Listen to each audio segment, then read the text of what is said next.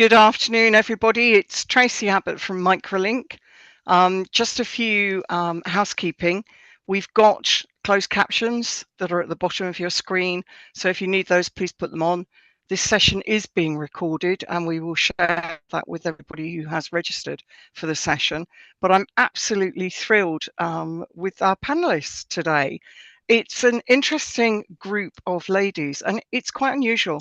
I was saying, once you've been in the disability field for a while, and it's been a couple of decades for me, you know of the names of people, but you rarely look at the backgrounds and what's going on with them and what's inspired them to move into this space. So actually reading some of their profiles has been fascinating for me. So we have, from my screen, we've got Annette Moody, who's the Group Technology Governance Director, which is a grand old title, Annette. We've also then got Sally Ann Owen from PurpleSpace, the ERG marvelous people. And finally, we've got Susie Austin, who's the brand manager from WTW. Is that Watson Towers Wilson, Susie? Willis Towers Watson, yeah. Willis Towers Watson, sorry, I always get them right. I'll stick to WTW. Annette, can I come back to you and ask you just briefly, what's your background? What are you all about? So I've spent my career in IT in various CIO, CTO, and latterly governance roles. I worked for a company called Serco. We're a global services provider to governments, and I was at Serco for about 9 months before I was taken ill. And I was just at my desk one day at work, and I got a pain in my shoulder, and a few minutes later I was paralysed. I spent about 10 months in rehab, and luckily was able to regain some breathing, some movement, and now I can talk and eat as well. And the doctors don't know why, but luckily I'm a lot better shape than I was. And I came back to Serco, moved into a different IT role, and then a few years later set up Serco Unlimited, which is our disability network. And we've gone from strength to strength over the last 6 or 7 years, I guess. I love that, and I love the name as well. I mean, we always hear ability, which is great, but it's a bit like an apprentice name for a team, isn't it? Whereas Unlimited, I've not come across before. I like that. Thanks, Annette. Susie, tell us a bit about your background. Yeah, so I started my career as an exploration geologist, working in the mining industry, and then joined WTW about 6 years ago, started in internal comms, and have now transferred over to brand management. I'm someone who's kind of collected my kind of various elements as I've gone through life. So I was diagnosed as dyslexic when I was quite young, so about 10 years old, and kind of managed that. And then, unfortunately, during a placement in Arctic Finland, I kind of reached the end of my rope and had severe depression and PTSD and anxiety disorder. And then subsequent to that, found out that I also have hypermobility Ehlers-Danlos syndrome. Altogether, kind of my collective experiences have made me really quite passionate, particularly about driving disability confidence in the workplace. So at the moment, I'm co-chair of Workability and also a co-pillar lead for Disability Smart, which is one of the pillars underneath. That's amazing. And Sally Ann. Oh, thank you. And awesome to be on the panel with such amazing people today. Thank you for having me. So I'm Sally. I am the co-managing director of PurpleSpace. I used to work at HSBC. I was in retail banking and was diagnosed with multiple sclerosis at HSBC. And I guess that started my love affair with employee resource groups or networks, because for me, I found the community that worked and understood me and where I was in terms of my diagnosis and my aspiring career and my confidence. And it also helped me to understand and navigate policies and processes, which were fantastic at HSBC as well. And so I joined PurpleSpace 4 years ago, and now I'm really lucky to be able to work with organisations all around the globe on starting employee resource groups and networks, or building and succeeding and thriving employee resource groups and networks. So very lucky to be here and to be with you all today. And isn't it interesting that this is what's driving all of us? And just to be open, I have numerous conditions, a bit like yourself. See, once you find one thing, they invariably find a whole host of things because they look at you holistically. So, had a really bad car crash and found out that I got this protruding disc. They thought I'd broken my neck. And then they said, "Oh, but you know you're diabetic, and did you know you have a problem with your thyroid? And let's cut your throat open, and let's look at this, and let's look at that." And it kind of makes you understand that this isn't something you're necessarily born with. So few people are actually born with disabilities, but it's certainly something that life throws on you as you go through. And it doesn't matter how old you are when you acquire a disability. Most of us need some very simple adjustments done. But what we're talking about here is the benefit of using an employee resource group and actually turning your strategy into action, actually looking at what you would like your company to look like externally and perform internally with colleagues and actually make that a reality. So I think from my point of view, if I can ask Susie and Annette, how your ERGs have contributed to creating a more inclusive workplace. So both at WTW and over at Serco with you, Annette, and what were the how can I put it? What were the sort of things that actually got you to being disability confident? So setting up your ERGs, how did you manage to make that happen?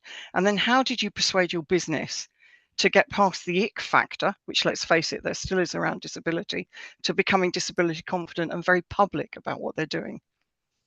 Can you start, Annette? Would that be okay? Yeah, no problem. We started out with two really simple objectives, and I think that held us a good stead all the way through.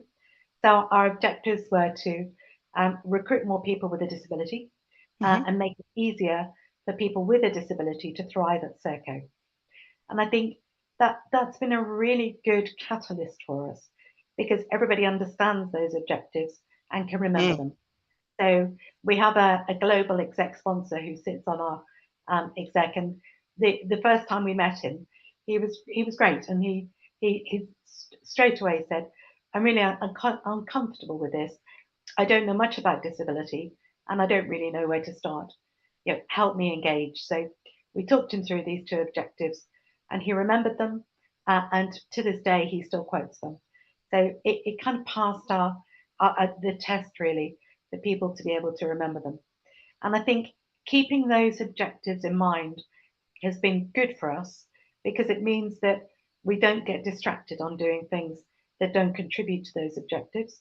It means that we have a laser-like focus on things that deliver. And then I think the other thing that's made a difference for us is that we set out with a clear approach from the start. So we agreed that we would try to make top-down change, so to work with the leadership team and to influence them to drive change in the organization. Because by changing the leadership team, then you make the change really sticky. We also wanted to make bottom-up change. So we wanted to get people with a disability out talking about it, sharing their stories, and encouraging more people with a disability to get engaged, but also more managers to start on the journey. And so early on, we developed some really simple manager and team toolkits to help people kind of engage in the debate. Because the first challenge for anyone is getting that kind of getting into a space where they can be kind of consciously uncomfortable. And I think the toolkits help people to do that.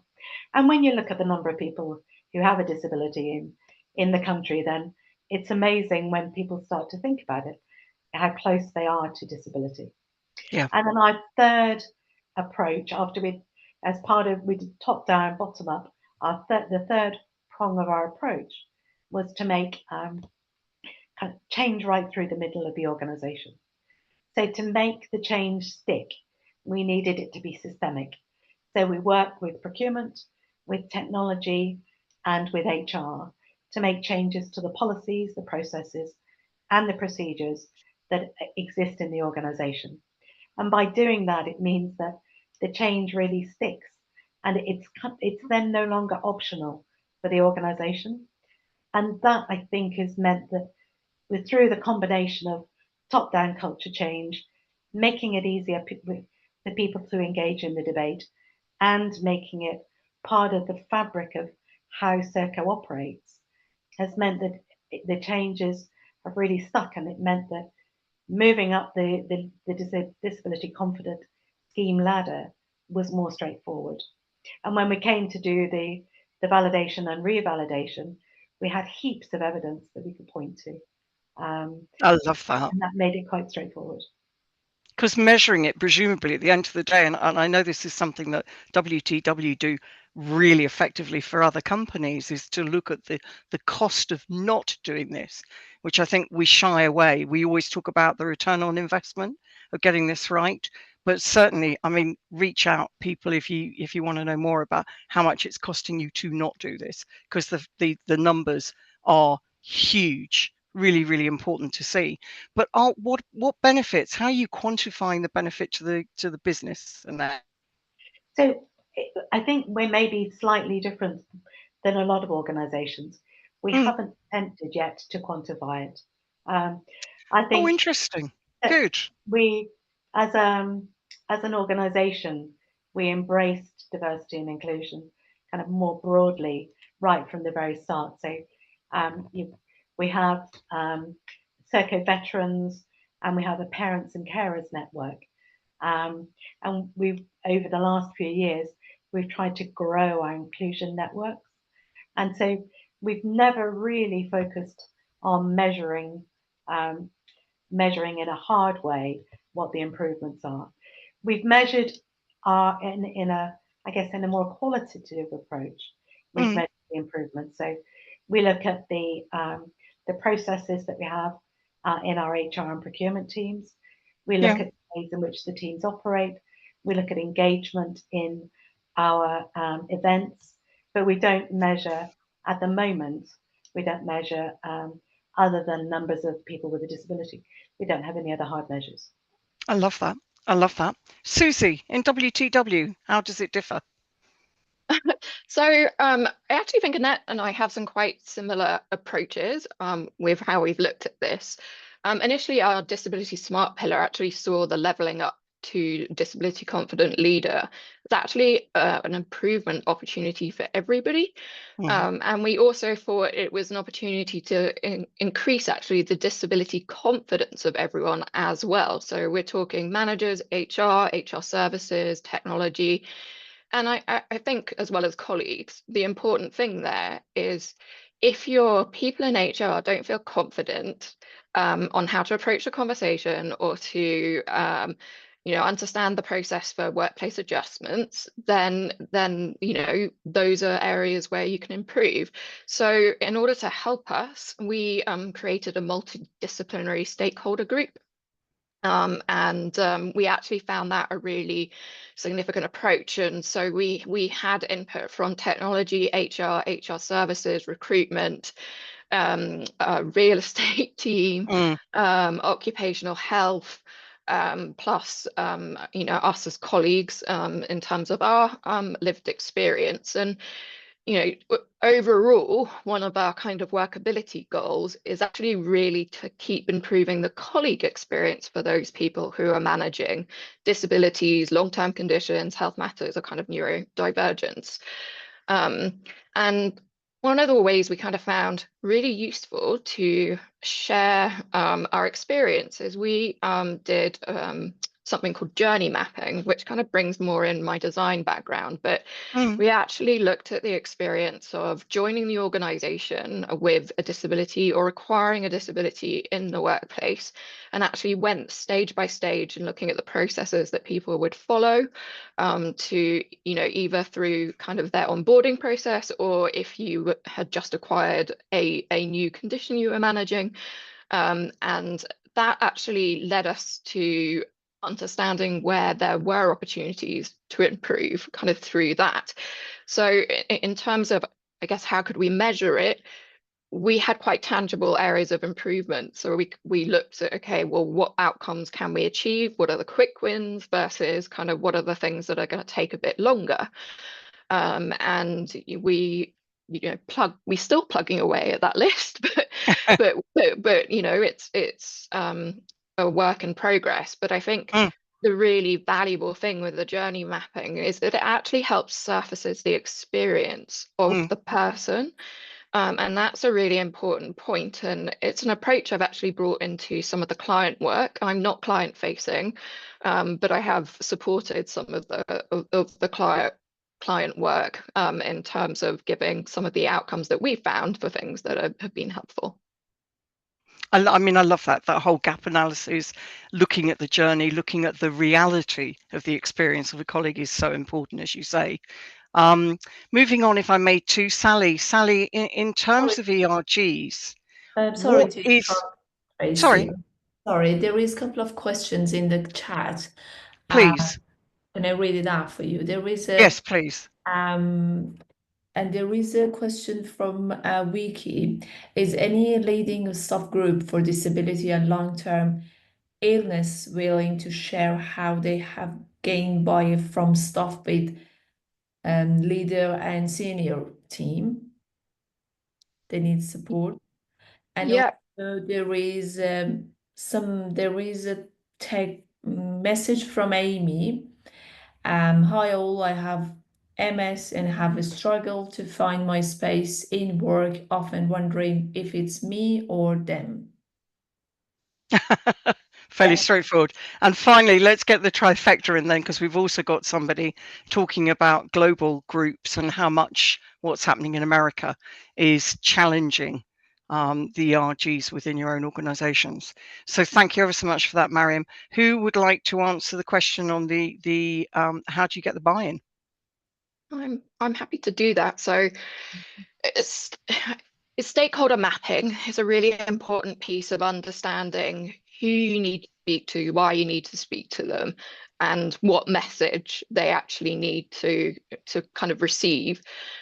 So we've used a bit of an approach where we've got the stakeholder mapping on one hand, and then it's bringing everyone along with you on the journey.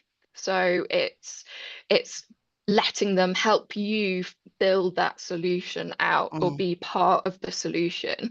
But also I think going to them with a solution has also helped, because at least at that point you're coming and saying, okay, this has been an area that we need to improve, but if we did X, Y, and Z, we would improve it. So for us, it's really the stakeholder mapping, so understanding who you need to influence. I'm lucky in my day-to-day role, I work really closely with our head of inclusion and diversity from a brand perspective. So I kind of have that relationship, and my internal comms background also helped me kind of build some of those more fundamental relationships. But that's definitely how I've got our senior stakeholders on board. Wonderful. Thank you, Susie. Sally, in terms of what you do with the ERG, this is obviously one of the key areas that you're looking at when people are starting out.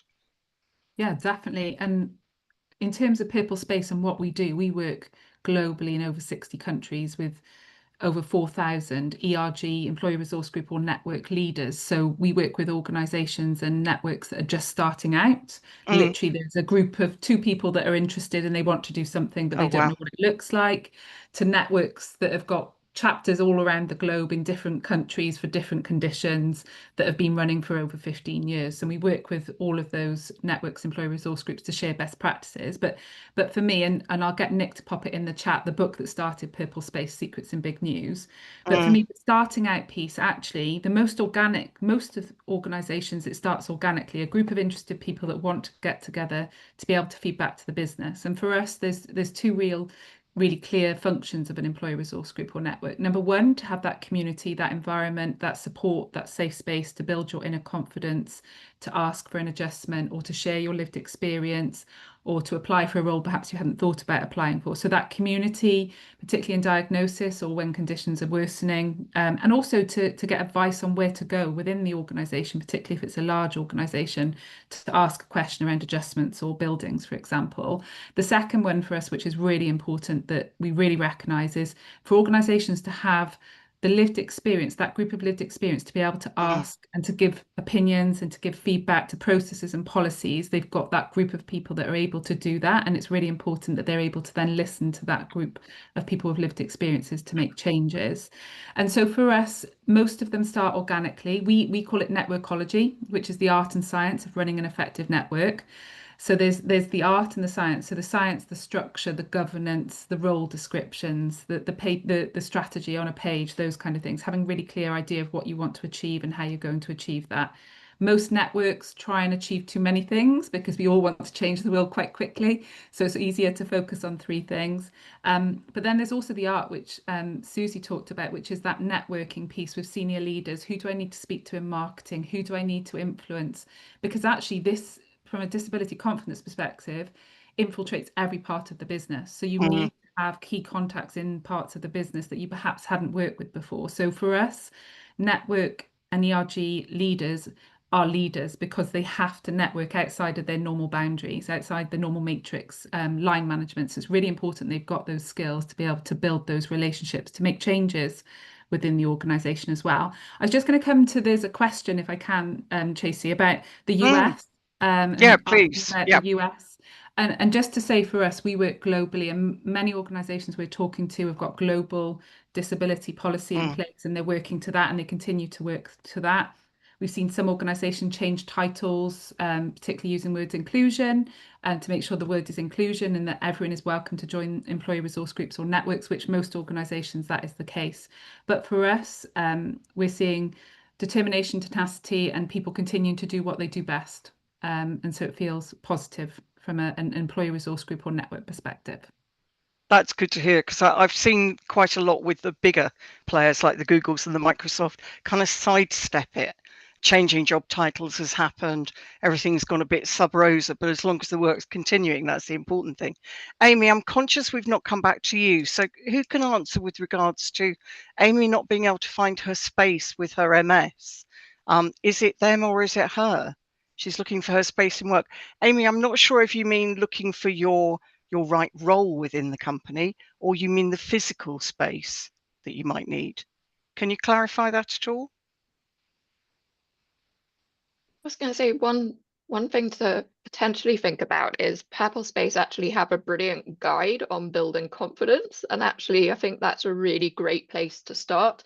It will gives you those tips to kind of work through, and a lot of it is kind of where I think you are on the change curve with your managing what you're managing as well. So you'll find and it's taken me like a long time to get where I got to. Like I got really unwell in 2010. We are now in 2025. But that self-acceptance piece does come, and it's having faith and confidence that it will come. But you have to work through those kind of phases first to be comfortable in yourself and accepting of what you're kind of, and it's not an easy process, but there are ways that you can kind of do that. And I think PurpleSpace, attitude that you kind of start with I think always assuming it's going to have a positive outcome. I think it's a really good way to actually go into any conversation, because you're always going to assume, well, at that point, you're hoping that the outcome is positive. I think if you go in with the mindset that people aren't going to understand, they're not living as you as a person. So sometimes it's very difficult for people to actually understand the reality of what that is like. So sometimes you actually do have to not even you have to explain it to them. You have to explain, okay, I can't come into London 3 times this week because I need to manage my energy on X day. It's also, I think, just understanding where kind of all the support avenues are within your organization as well.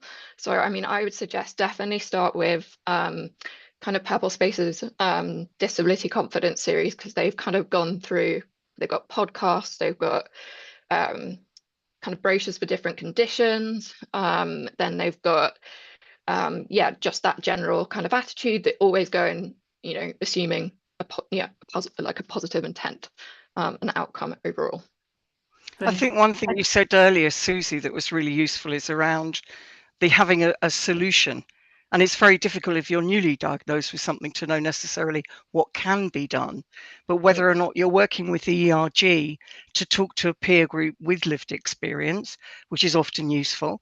But one of the biggest things I find when I'm talking to companies, they're going, oh, well, I've just discovered I've got X, Y, Z. I don't know what I need done for me, but neither does my company. And that's often the challenge, is that the people that you are talking to have far less experience, particularly of a set lived experience.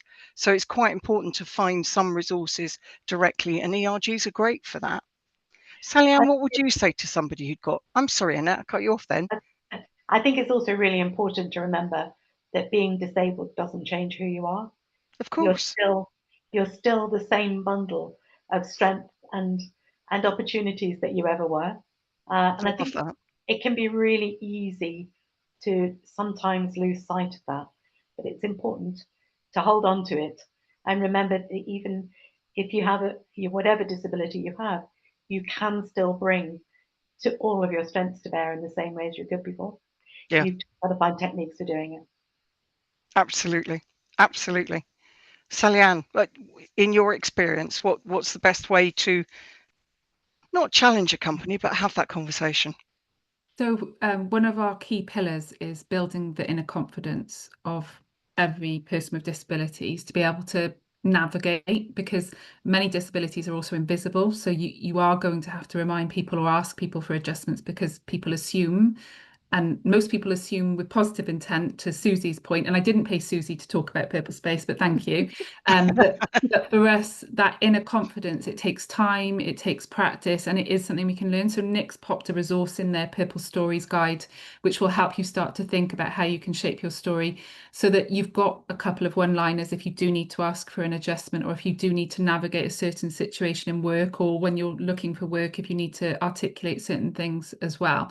But for me, particularly as we're talking about organisations building that confidence, it's about the networks, employee resource groups supporting their members to have that confidence, and then we have more conversations about disability. We normally don't need to have calls like this. Eventually would be the ideal. Yeah, wouldn't that be wonderful? To navigate, because that's how we can make change happen, that everyone is confident, whether that's to share their lived experience or to listen and to receive that information and to ask questions that are helpful, so that you can support your colleague or employee to navigate in work.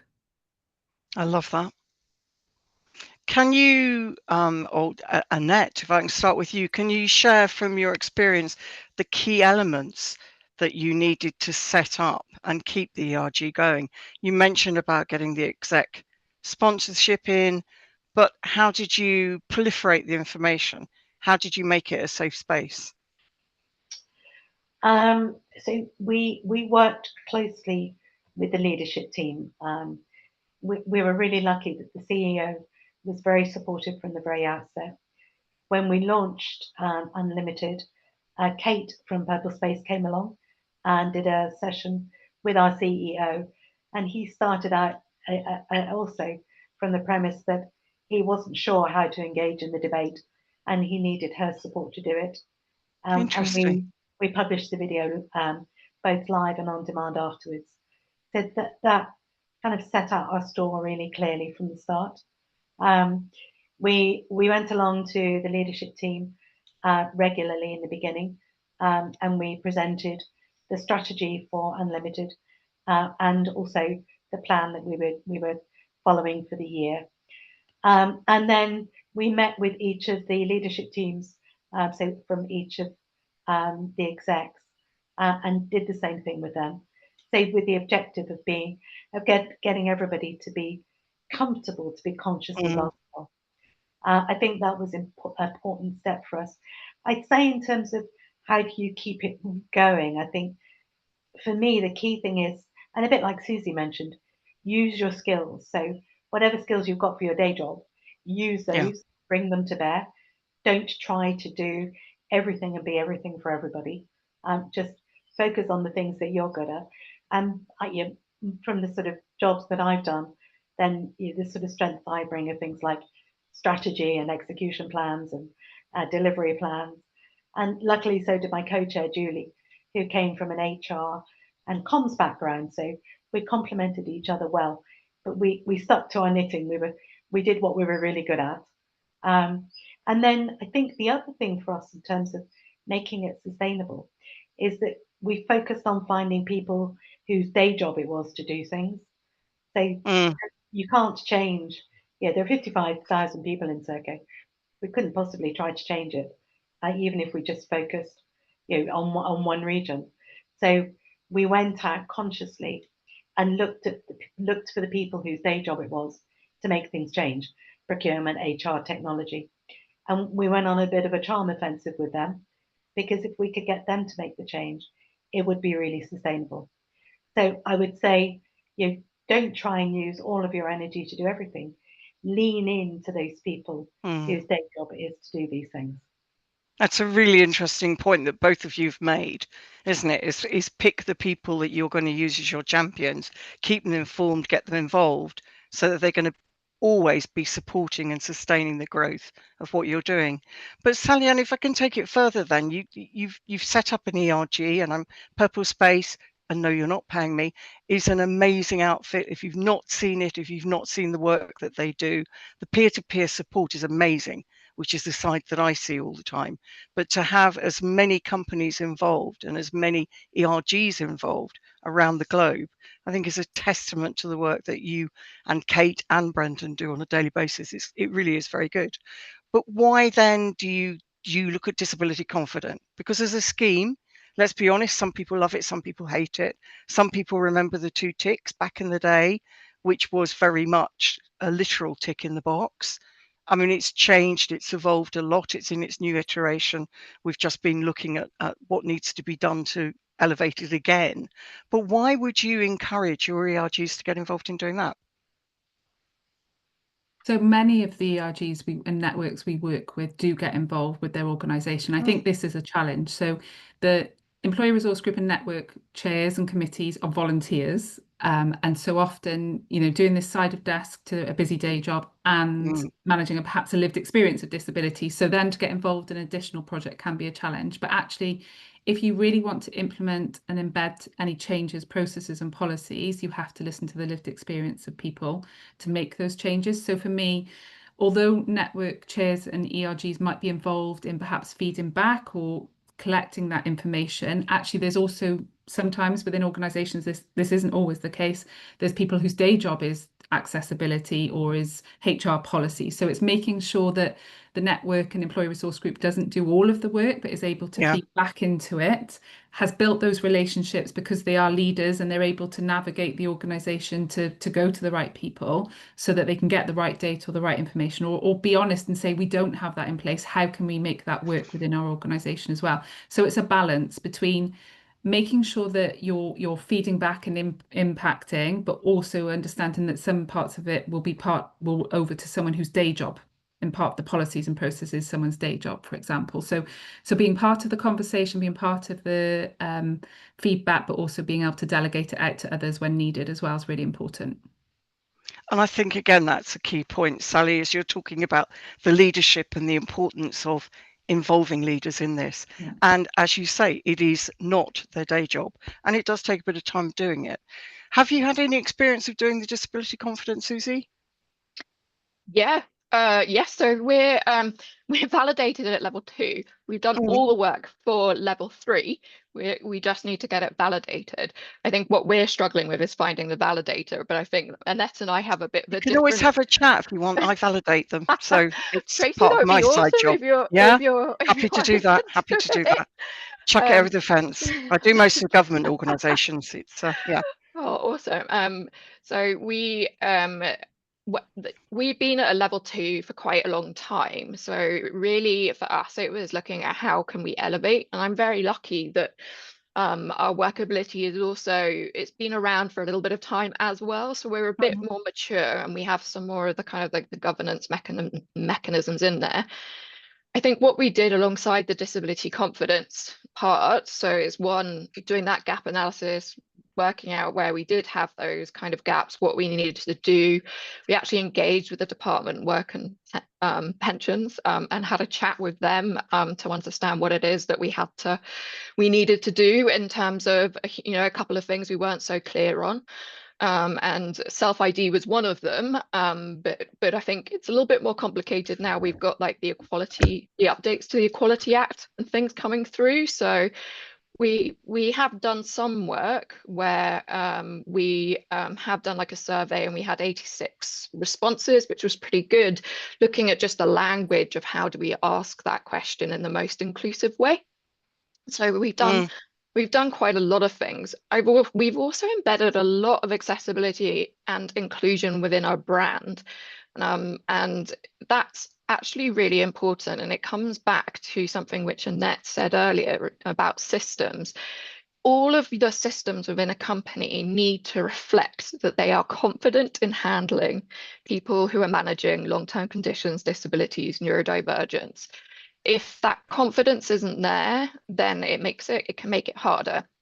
So one of the gaps that we had and we wanted to close was we realized that people were finding it quite tricky to know where on our technology platform to log their workplace kind of adjustment requests. And it was because there wasn't one.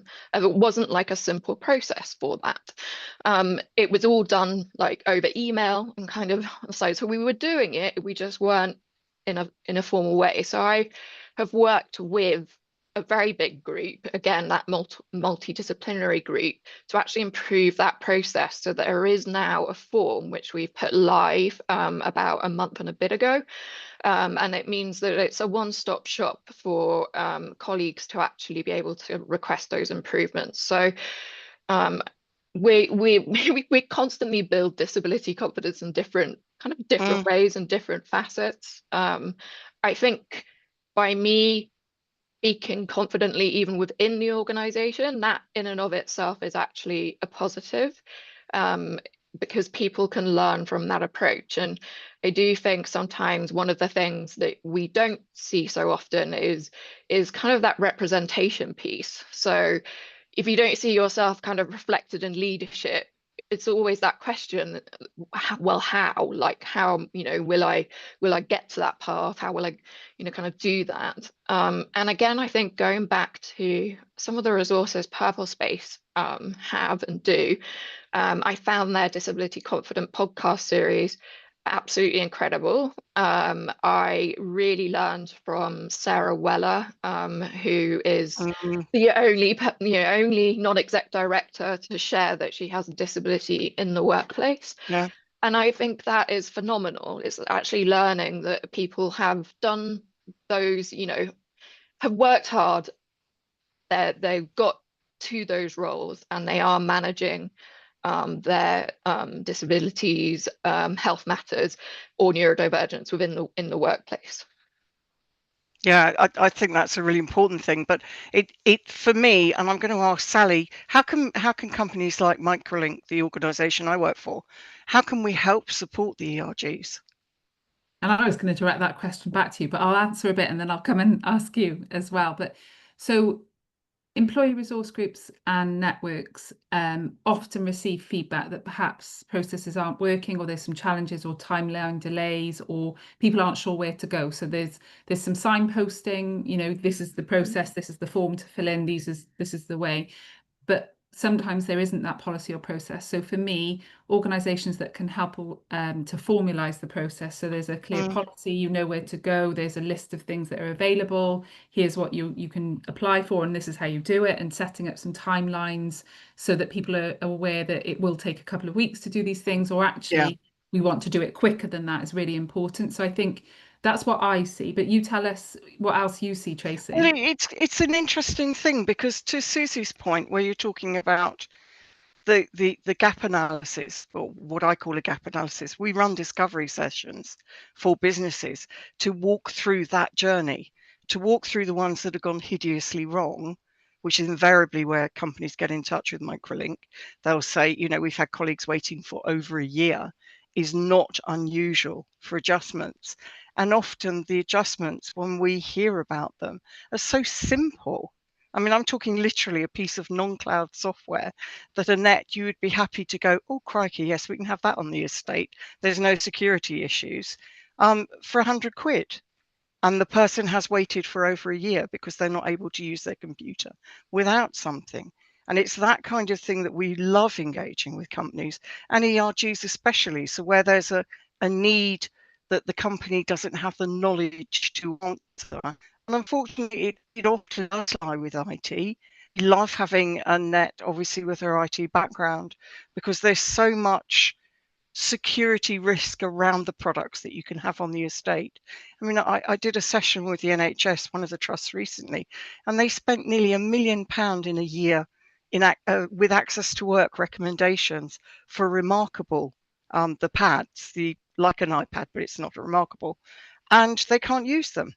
So they had sort of 35 sat in an office somewhere, paid for and not used. And it's just such a huge waste of money. So what we try and do with businesses is to make you aware of what the options are that work well to support your colleagues, but in a very specific and then generalist way. So Sally, with your MS, there might be some specific solutions that we can recommend, but also let's put some very generalist software out there that would help everybody. So it catches all the people with neurodivergence, all the people who've had a stroke, all the people like myself going through menopause that get a bit brain foggy, that need some help to actually structure what they're doing. If you've got the basic software on board, if you understand the basic accessibility software that Microsoft provide or Google provide on your Chromebooks, your staff are already going to be head and shoulders above a lot of other companies. So that's what we hope that we bring to the party. What we love hearing about is what you do in your individual spaces to carry it through, because ERGs were never really, they were kind of like a little knitting club.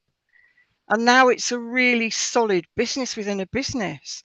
And the transformation of that and what I've seen over the last 15 years has been extraordinary.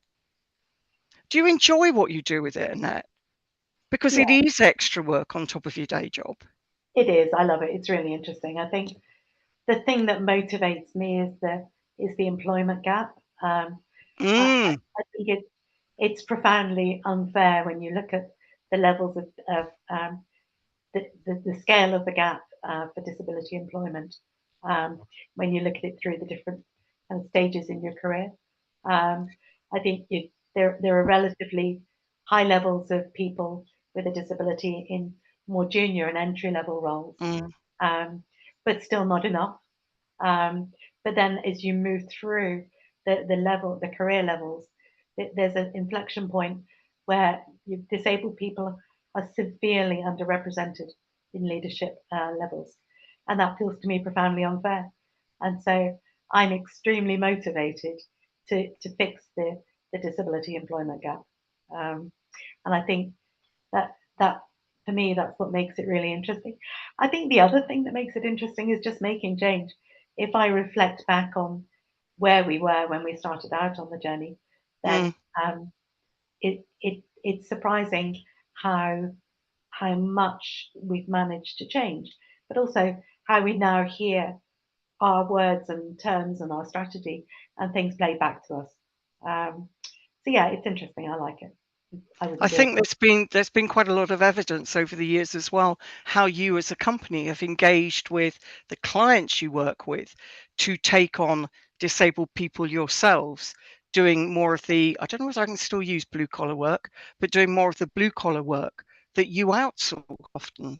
So you've had the Yeah, capacity to bring people on, people of difference. And it's not just people with disabilities, it's the socioeconomic side, it's people who've yeah. come up in poverty, it's people who've come from a different country.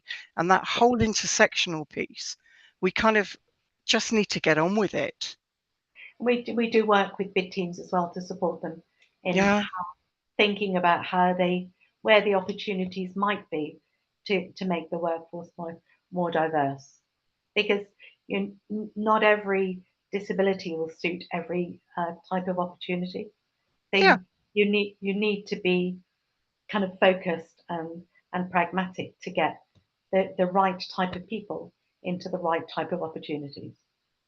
I mean, we had a strange one. We actually had a request, and I won't say from which company, but about getting some adjustments made for a one-armed gentleman on a submarine. And that was a bit of a tall order for us, but we found a solution. And that's part of the fun, but you don't want to be doing that every single day.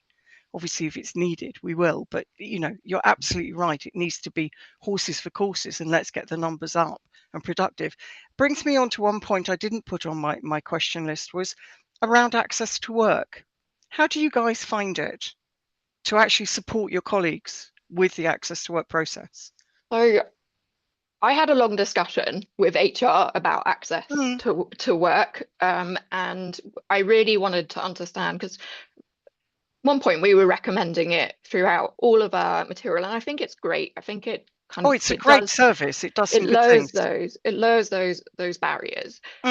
Where I think it's harder for companies to understand is that actually they've got to foot a certain percentage of the cost if they're a certain size. So at that point, if you're working in a larger company, it might just be easier for them to provide the adjustments without going through kind of the access to work piece. And that's really kind of around, you end up having to do more reporting and things around it. I do think the things that they're offering in terms of mental health are really valuable. And I think that is great in terms of like the support that someone would get back into the workplace. I mean, I can't personally say I've used the scheme. I do know we had one colleague who had come through access to work, and one of the things we have is on our enablement form list that we've created. We've actually got the software, we've got approval to use within the company, and we have incredibly strict cyber rules right the way down to we actually have to have mostly direct contracts in place with any provider. And that makes it that one step kind of challenging. However, you know, in terms of access to work, they can recommend things. It's not always the right solution for your workplace. And I think that's the bit where sometimes there's a bit of a gap where you can say, actually, this doesn't work, but this is the closest parallel to that, or you've got the Microsoft tools that do X, Y, and Z. So a lot of it is about trying to make it work for you within your workplace, because cyber regulations are only going to get stricter, is all I can say. And they are strong, quite rightly strong. They are, but I mean, we will see that somebody will recommend some Bluetooth headsets, and for a lot of organizations you can't have Bluetooth headsets, you've got to have wired headsets. But where it does brilliantly is the support workers, BSL interpreters, taxis to and from, for example, as long as your company's in the process and understands that you can claim a percentage back. Because again, what I often hear is that people will go through, use the service, spend quite a lot of money, between 5 and 6 grand is usual, but then not go back and claim it back. It's quite nice that you're contributing to the pot for other people. But I was just curious because I use Access to Work. I think it's a great service. I get software, I get a bigger screen because I can't see very well. And it really does help. But you have to know exactly what you need to ask for. So that's quite interesting. What about you, Annette? Do you use Access to Work? How have you found it? We do. I think certainly the BSL interpreters. We've had some fantastic examples of amazing interpreters provided. I think we've covered all of the challenges around technology. I think our preference is where we've got a piece of technology that fits a use case. We would rather use that, because then it's much quicker for us to get that to someone when they start. So it's, for us, I think the challenge is always finding the balance between making sure that we get things quickly for people and that they do the job. So it's like any challenge with disability, there is not one answer that fits everybody, but it's a fantastic service and it makes sense to use it. And do use it. Sorry.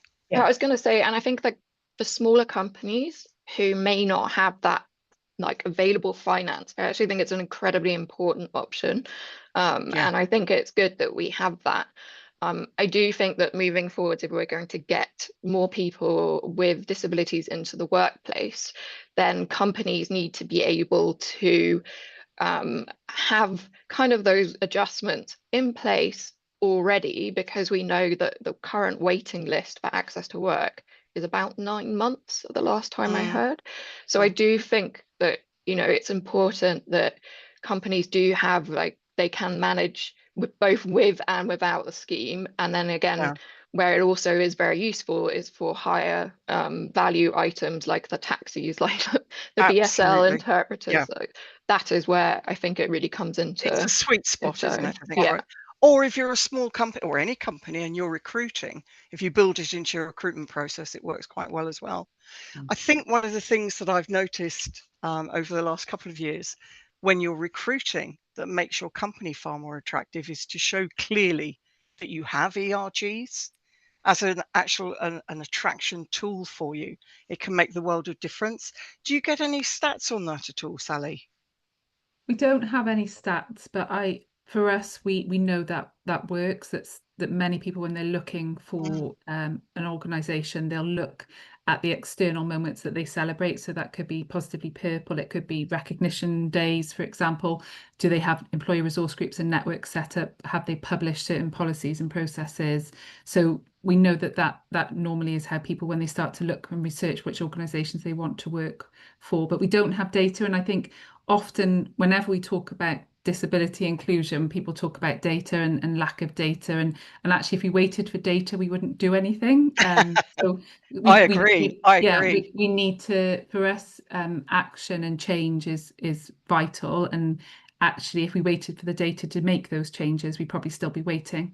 So for us, make the changes and then you will see that happen. We have one organisation we work with that did share some stories publicly of graduates that had joined them, and then we've seen an increase in the number of graduates with lived experience applying for roles because they've seen those lived experience videos on social media. So we're seeing more organisations sharing stories of employees within the organisation, and for us, to our Confident Conversation series, actually it's really important that senior leaders, if they have lived experience, begin to share as well, because then that can go down the whole organisation as well. It really makes a huge difference, doesn't it? Yeah. So in terms of people joining up to PurpleSpace, how do they go about that?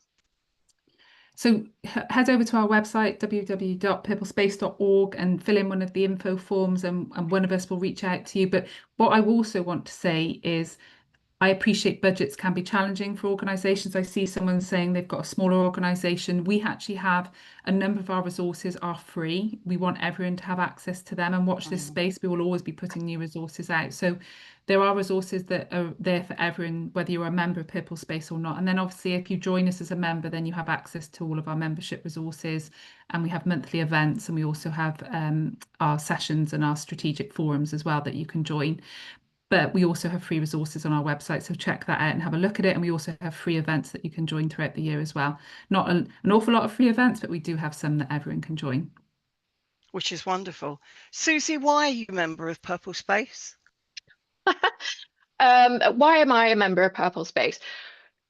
So I think that one of the key things is that PurpleSpace will actually help develop the leadership capabilities within your ERG. So for us, it's learning all the lessons, taking part in the roundtables every month, and then bringing that back to the organization and sharing those experiences. I'm also taking part in PurpleSpace's Future Makers scheme, which is ending quite soon. But so I've just found everything which PurpleSpace have offered a really positive experience in terms of kind of learning to balance everything, learning to be confident, learning kind of what's the best way to develop my leadership capabilities so that I can be the best co-chair that I can be.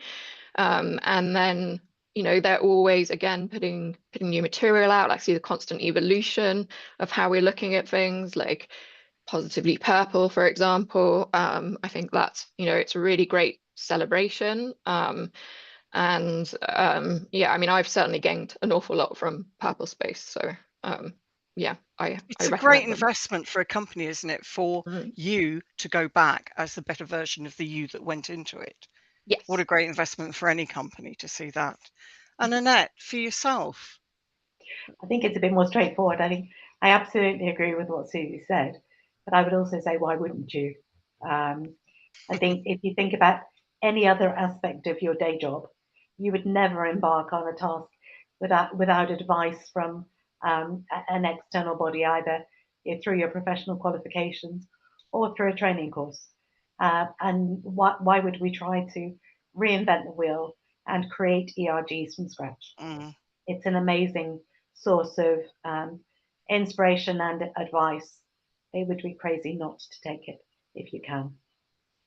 And that, I mean, it sounds like a sales pitch. It's not a sales pitch. We've seen it time and time again for people that it's made a world of difference for in the companies.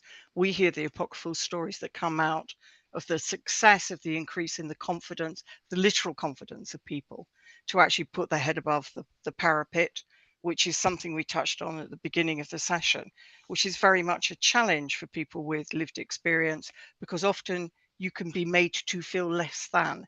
You can be made to feel like you can't go and ask for a promotion.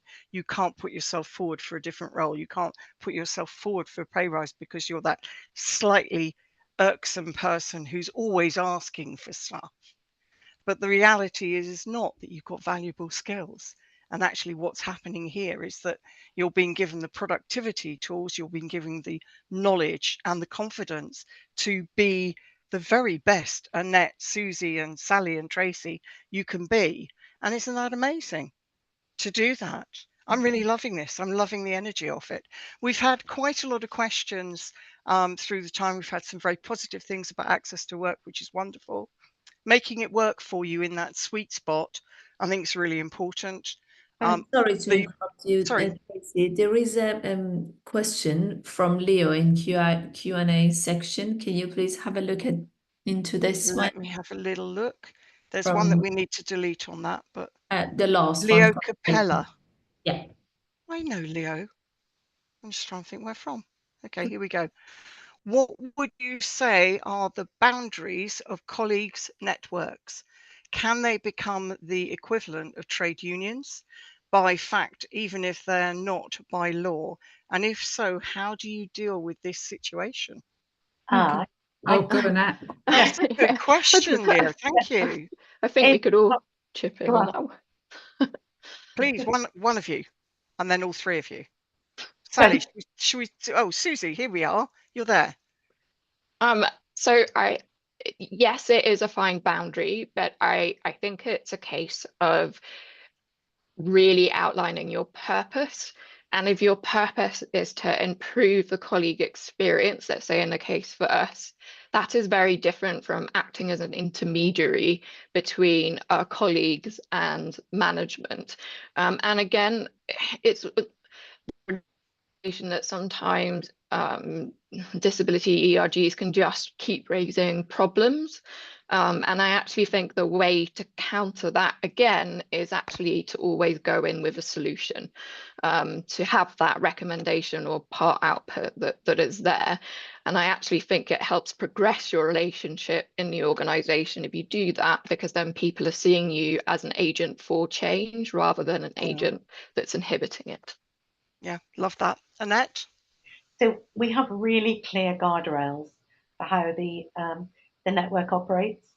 So we've got one slide that describes the topics that we will engage with and the topics that we won't engage with. And that's really important because it sets boundaries for our team so that they don't get inadvertently brought into topics that are outside of our expertise and indeed not appropriate for an ERG to engage with. And that was something we did really early on, and it set us in good stead, and it's been really helpful for us to share that with the other ERGs within Serco. That's interesting, because I think within the local authorities, for example, where there's quite strong union presence, that's going to be really important, isn't it, Sally? That differentiator. Who does what? I'm conscious of time, so I just put an answer in the chat. But for me, employee resource groups and unions working together is really powerful as well. Having clear boundaries, terms of reference, what you do, to Annette's point, what you don't do, and also understanding that that's not always possible. You're a group of volunteers with busy day jobs, so you have to be clear about what is possible as well. So I've just popped that in the chat. That's a fab, succinct answer to finish us off on there, Sally. Thank you so much. Thank you, Annette and Susie and Sally. Thank you for bringing the ladies to us for this session. That's been wonderful. If you've got any questions, please feel free to reach out. Marketing will be sending out a load of information and some stuff from PurpleSpace, some stuff from ourselves. Have a look. If there's any questions, please feel free to come back, and we'll see you in a month's time. Thank you, everybody. Take care.